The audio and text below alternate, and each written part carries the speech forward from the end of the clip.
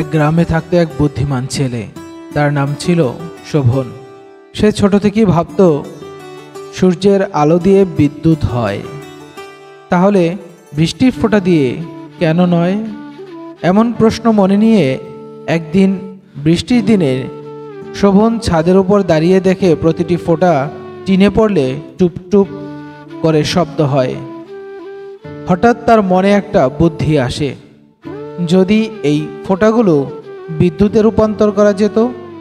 সে পরে পরে শিখে এবং বানায় এক রেইন পাওয়ার প্যাড, ছাদের টিনের নিচে বসানো এক ধরনের পাতলা যন্ত্র, যার ভিতরে আছে পিয়াজো ইলেকট্রিক স্তর। প্রথম বৃষ্টির দিনে সে সেটি চালু করল। হঠাৎ ঘরে একটা আলো জ্বলে উঠল।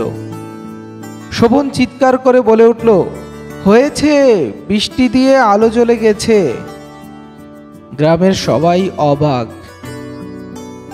শোভনের এই যন্ত্র দিয়ে রাতের সময় আলো জ্বলতে শুরু করলো, আর শিশুরা বৃষ্টির দিনে খুশিতে লাফাতে লাগলো। বৃষ্টি মানেই এখন আলো, বৃষ্টি মানেই এখন আলো। শোভন বড় হয়ে একজন বিজ্ঞানী হয়, আর তার তৈরি করা আলোক বৃষ্টি যন্ত্র পুরো দেশেই আলো ছড়াতে থাকে। দর্শক, এই গল্পটি থেকে আপনারা কি শিখলেন সেটিও জানাতে পারেন কমেন্টস বক্সে।